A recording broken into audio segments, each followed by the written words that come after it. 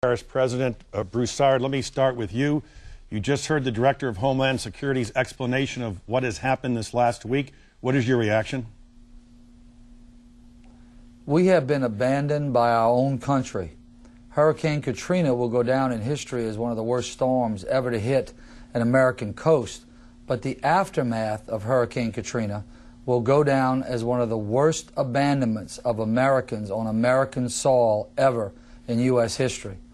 I am personally asking our bipartisan congressional delegation here in Louisiana to immediately begin congressional hearings to find out just what happened here. Why did it happen? Who needs to be fired? And believe me, they need to be fired right away, because we still have weeks to go in this tragedy. We have months to go. We have years to go. And whoever's at the top of this totem pole, that totem pole needs to be chainsawed off, and we've got to start with some new leadership. It's not just Katrina that caused all these deaths in New Orleans here.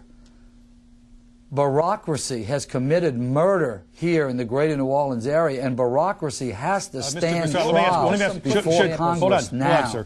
Shouldn't the mayor of New Orleans and the governor of New Orleans bear some responsibility? Couldn't they have been much more forceful, much more effective, and much more organized in evacuating the area? Sir, they were told, like me, every single day, the cavalry's coming. On a federal level, the cavalry's coming, the cavalry's coming, the cavalry's coming. I have just begun to hear the hoofs of the cavalry. The cavalry's still not here yet, but I've begun to hear the hoofs, and we're almost a week out. Let me give you just 3 quick examples. We had Walmart deliver 3 trucks of water, trailer trucks of water. FEMA turned them back.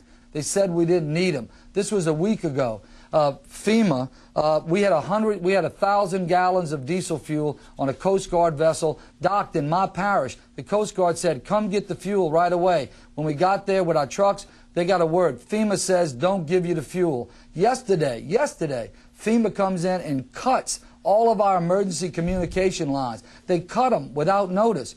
Our sheriff, Harry Lee, goes back in, he reconnects the line, he posts armed guards on our line and says no one's getting near these lines. Sheriff Harry Lee said that if American government would have responded like Walmart has responded, we wouldn't be in this crisis. Governor Haley Barbour of Mississippi. And I want to give you one last story, and I'll shut up and let you tell me whatever you want to tell me. The guy who runs this building I'm in, emergency management, he's responsible for everything.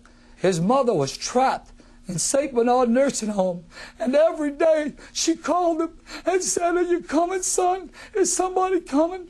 And he said, yeah, Mama, somebody's coming to get you.